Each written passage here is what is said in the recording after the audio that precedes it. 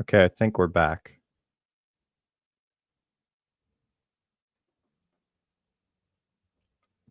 I think we're back.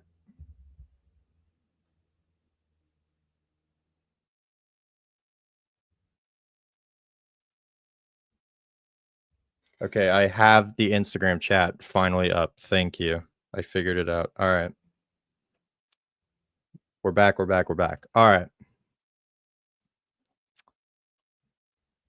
Hopefully you guys stuck around. Sorry for the technical difficulties. Okay, let me make sure the audio is good. Okay, Instagram audio good. Twitter. Maybe.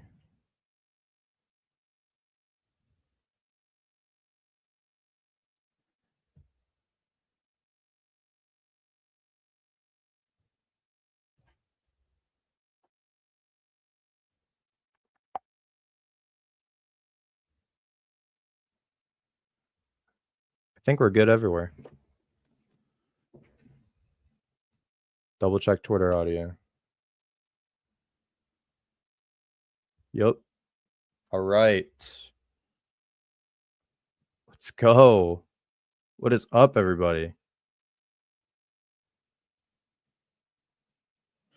And make sure I have all the chats pulled up.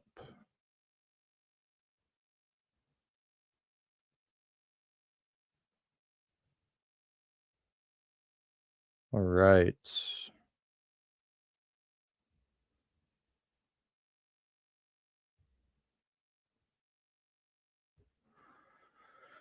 All right. We have a live episode for the first time. How is everyone doing?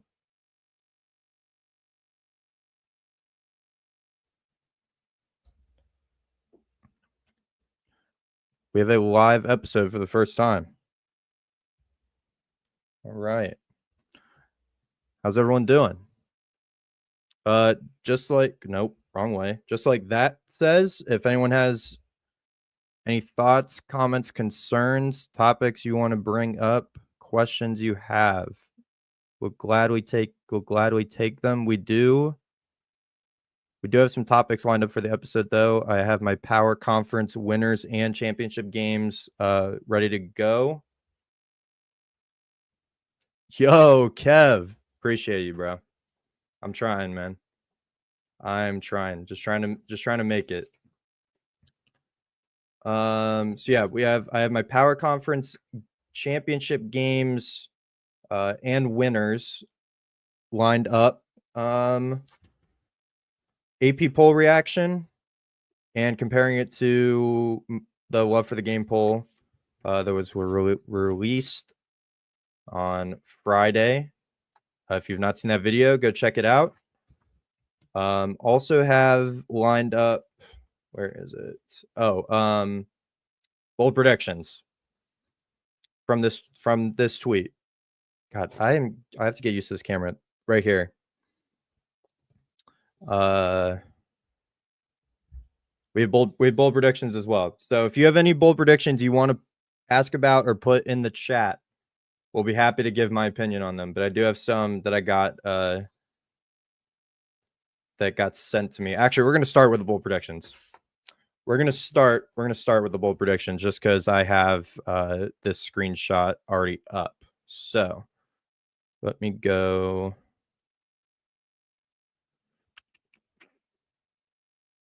Can I switch this to make it bigger? There we go. What is up, everybody? Sorry about the camera quality. I have to use my phone to read the Instagram chat. So what's up, Ryan? You're on Clemson? Yeah. It's not a bad bet.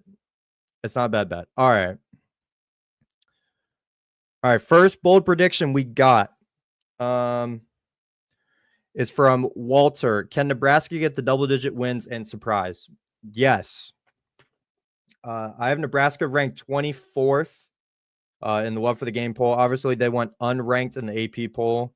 I believe they're also unranked in the coaches poll. But can Nebraska get to 10 wins? Yes.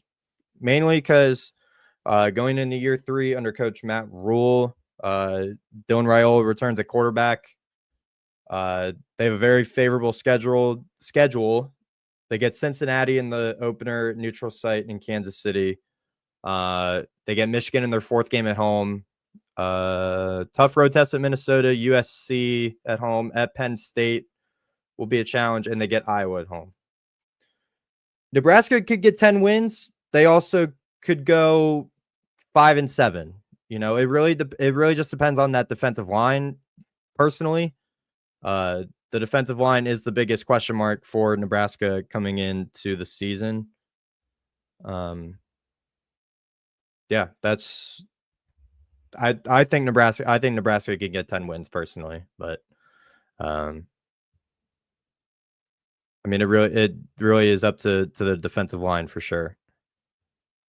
That's the biggest question mark for Nebraska right now. All right, next bold prediction I got from my boy College Football Red Zone on Twitter, the only College Football Red Zone. No other College Football Red Zones will be going on in the near future. There will be 6 undefeated teams at the end of the regular season. I gave this a 9.5 out of 10, like on the boldness scale. This is a very bold take, very bold prediction. So when I read this and I was trying to come up with some, you know, candidates that could likely go undefeated. The 6 I came up with off the top of my head were Clemson, LSU, Miami, Ohio State, Boise State, and Notre Dame. Now reading that back, don't know why I put Boise State on here. They have to go to Notre Dame. Notre Dame could go under if I think. Okay, Notre Dame has some questionable, you know, like could blow up in their face type of moments on their schedule. It's very front loaded. They have Miami on the road to open the season, a bye week, and then they get A&M at home. But then I can't remember if it's their third game or their fourth game. They have to go to Arkansas. They have to go to Arkansas. Can I pull that up right off the bat? Notre Dame schedule. Notre Dame schedule.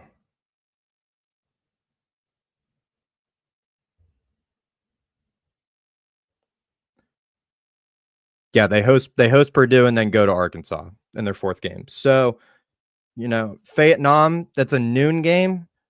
Shouldn't overlook Arkansas for sure. That is definitely a spot that they could slip up.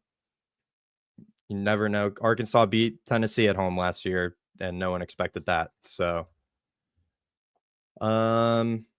yeah, I don't know why I put Boise State on here. Notre Dame, definitely a real possibility with the schedule that they have. Ohio State, trying to think off the top of my head. If they beat Texas week 1, they go to Illinois, host Penn State off a bye, which Penn State's also off a bye. Ohio State could go undefeated. I'm projecting them, you know, 10-2, 11-1, closer to 11-1. They also go to Washington. Forgot about that. They go to Washington, which is definitely a sneaky spot to be in. And yeah, 6 undefeated teams in the regular season. I don't see that happening. I don't think that'll happen. It's very tough. Clemson could go undefeated. They beat LSU their first game. They go to Georgia Tech in week 3. Clemson could go undefeated potentially. You know what? Right here, right now, projecting Clemson undefeated into the ACC championship game. 12-0. Right here. Georgia Tech and LSU are the 2 hardest games on their schedule. They also host Duke, but obviously they also get them at home. So I'm gonna pin your comment, Ryan. That's hilarious.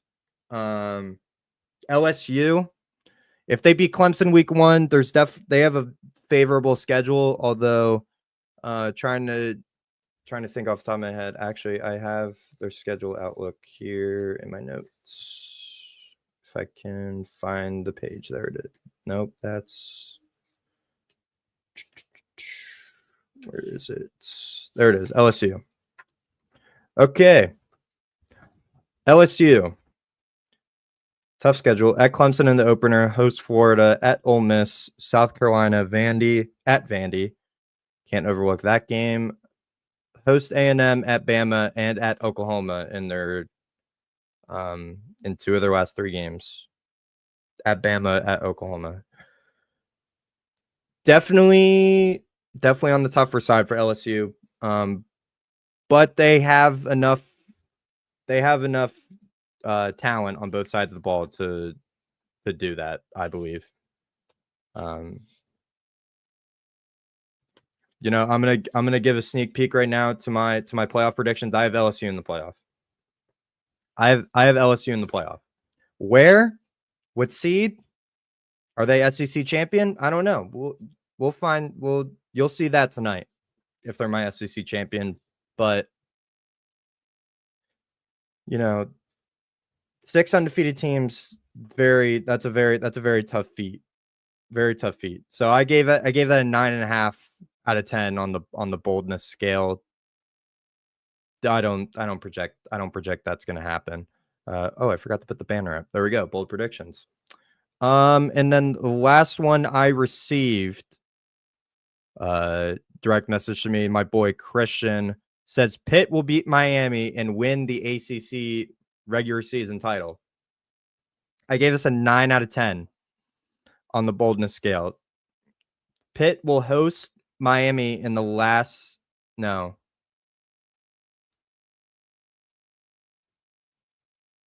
Did I make a note of it? Last game. Yeah, last game of the regular season.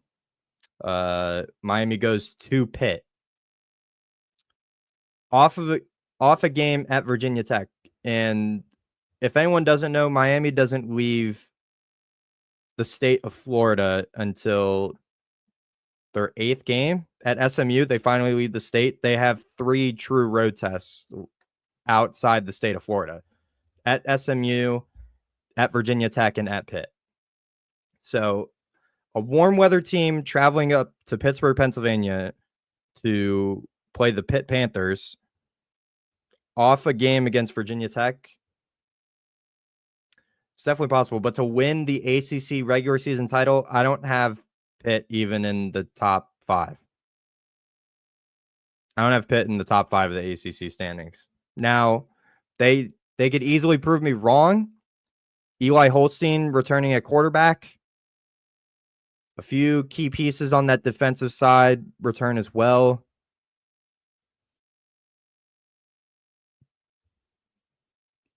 Eli Holstein could prove me wrong, but I don't see them in the top 5 of the ACC. I got Clemson, Georgia Tech, Miami, Louisville, Duke.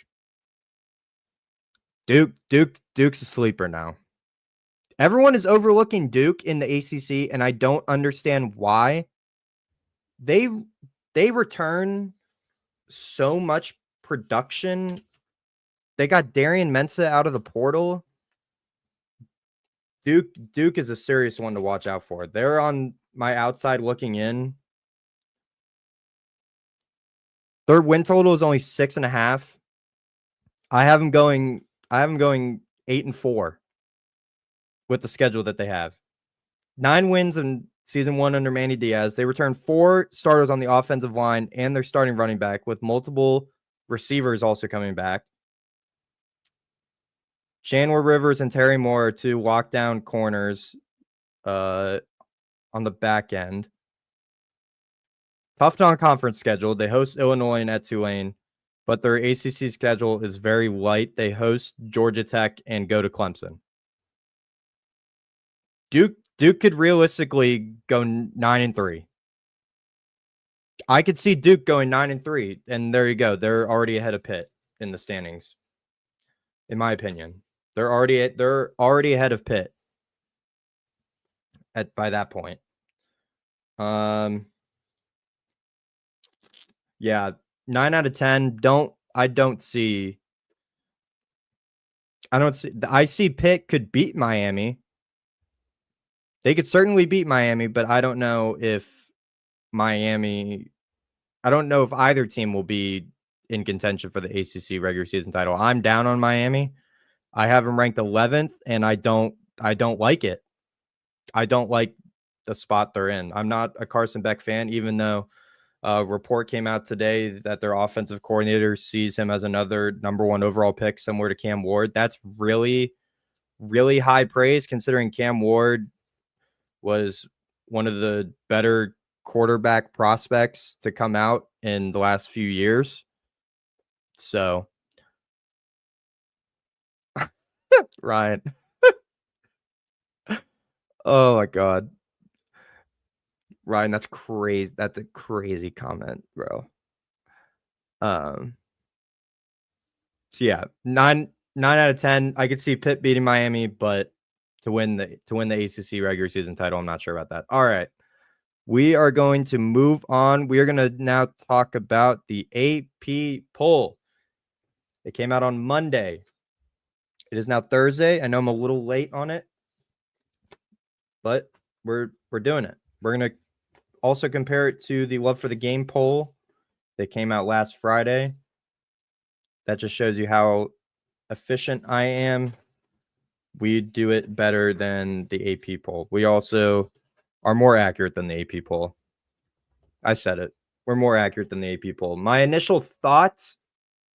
So there's 2 crazy stats. We'll get to one at the very end, but I'm going to start off with one of the crazy stats. A team that starts in the top 10 of the preseason AP poll, 21 out of the last 22 seasons. The only exception was in 2019. A top 10 team has finished unranked in the final AP poll.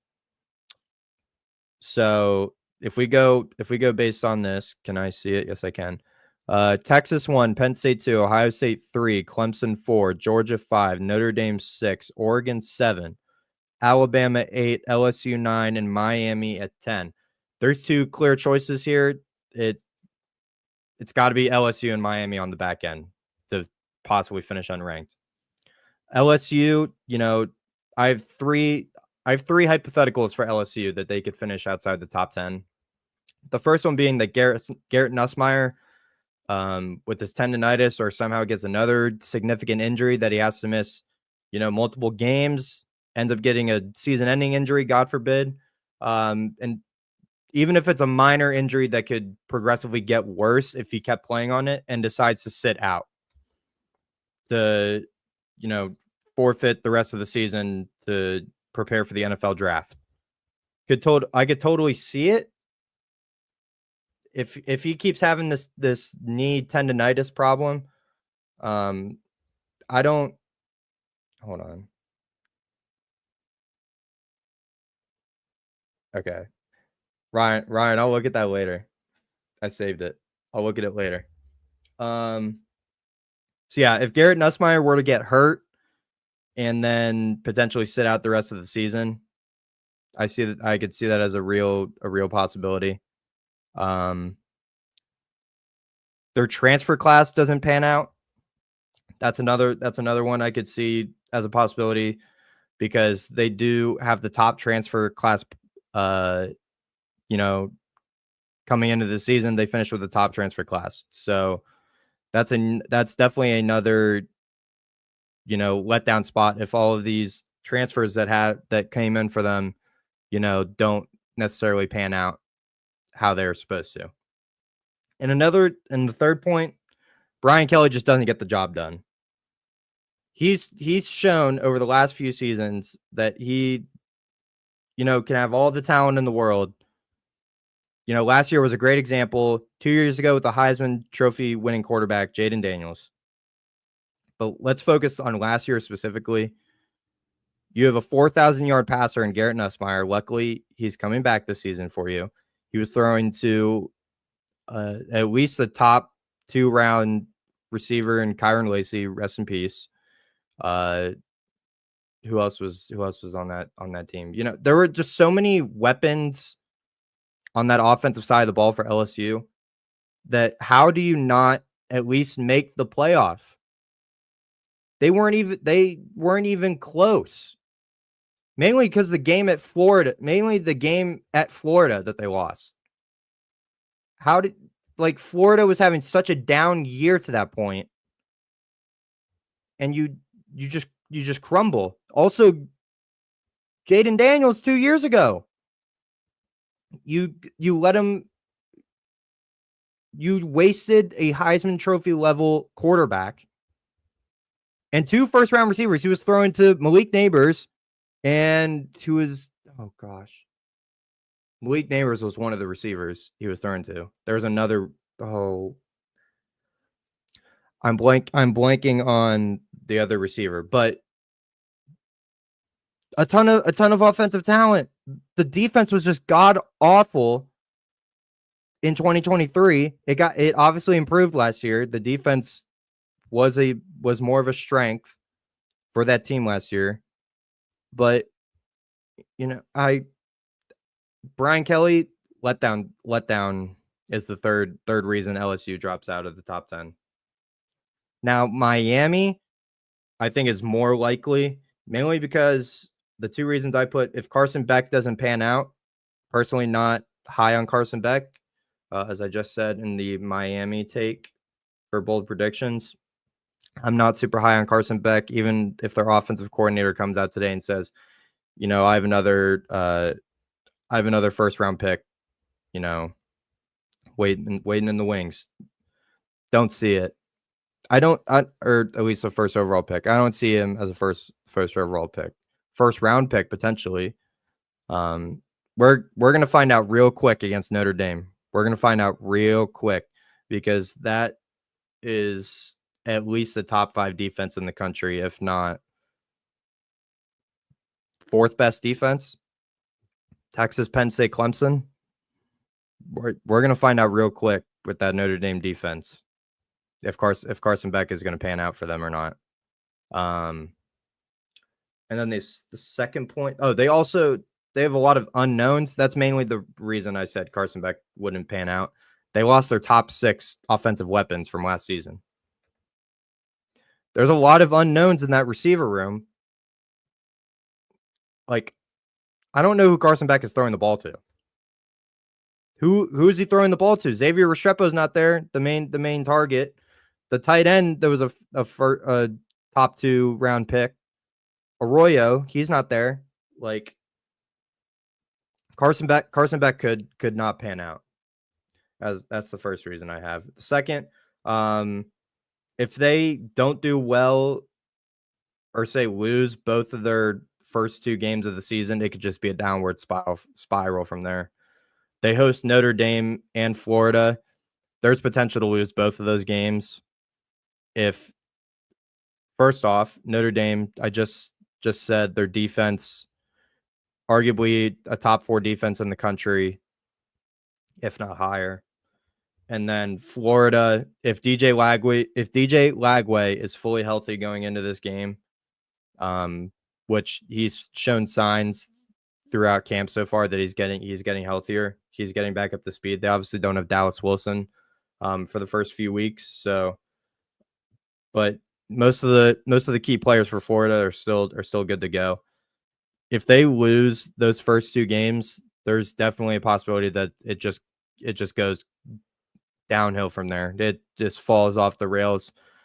They have 2 losses out of the gate, which realistically in the ACC you would have to win. You'd have to win the ACC at that point, which with their schedule would be tough. You'd have to win the ACC at that point to make the playoff, and their players could just cash it in. So definitely 2 options out of the top 10 teams to fall out of the top 10 if that trend were to continue. 21 out of the last 22 seasons. That's crazy. Second immediate takeaway, Indiana is way too low here. Indiana is way too low. I have them ranked 13th. They're right in front of Illinois. I have Illinois 14. Way too low here. 20. That's what the AP voters came up with. We're going to put Indiana at 20. Guys, they made the playoffs last year. Arguably upgraded at quarterback.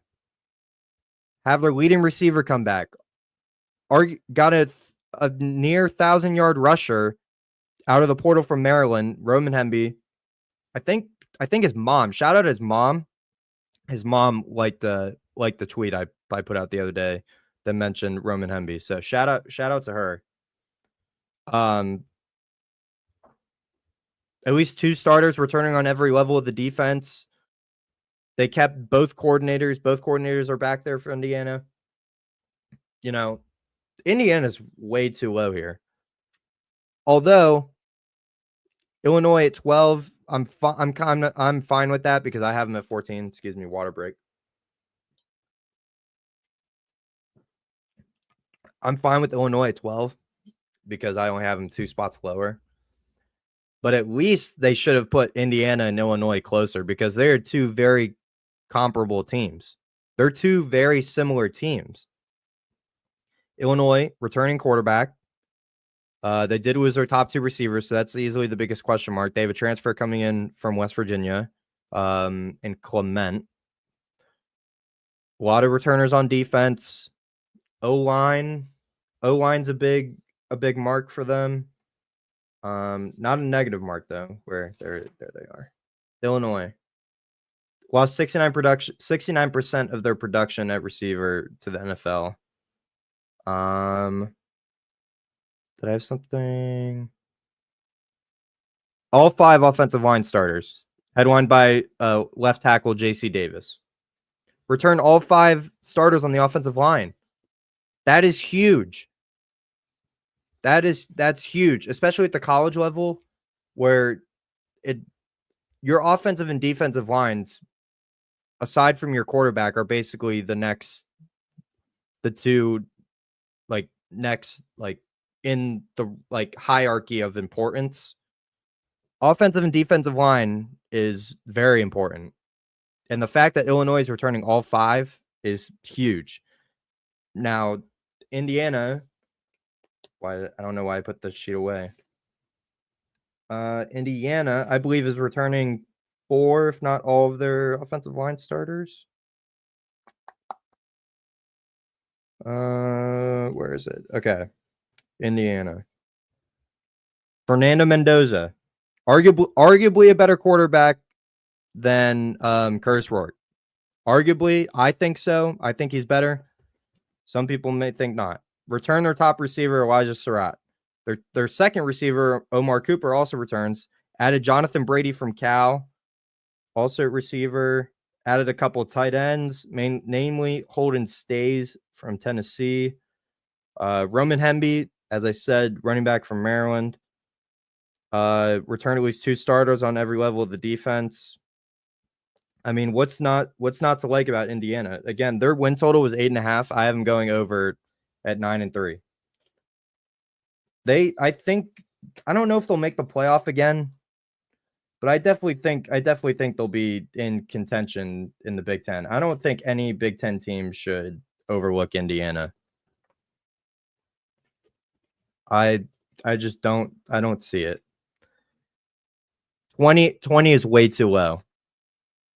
Especially like if I had to look at the teams above them, Oklahoma is crazy. I think now that I'm looking back at my poll and I keep seeing news about Oklahoma and how well they're performing in camp, namely defensively with Venables calling the defense again, I think I should have ranked Oklahoma. Looking back at that, I probably should have.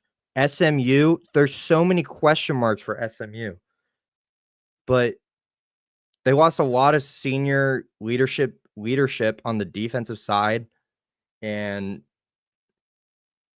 I don't know. SMU is a questionable one. I had them on the outside looking in.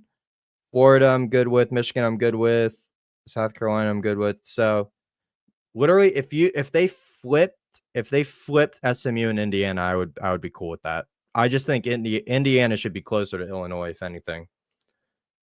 But they play each other in their first Big Ten game of the season, so that's gonna be the real test for either team. If either team wins that game, they could go. I was about to say undefeated the rest of the way. That was very suspect of me, but they have great success going the rest of the way, in my opinion. Yeah, literally my next point that I wrote: SMU at 16 lost 9 defensive starters and their star running back Brashard Smith, who was their best offensive player other than Kevin Jennings, obviously. They have too much turnover on both sides of the ball to be at number 16, honestly.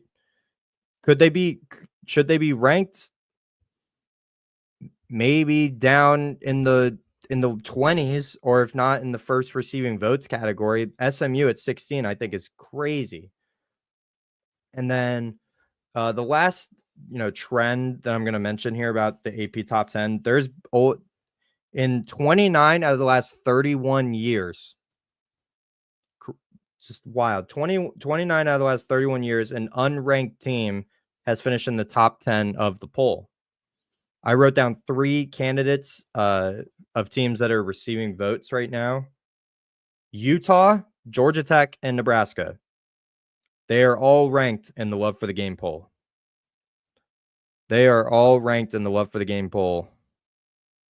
Utah, Georgia Tech, and Nebraska.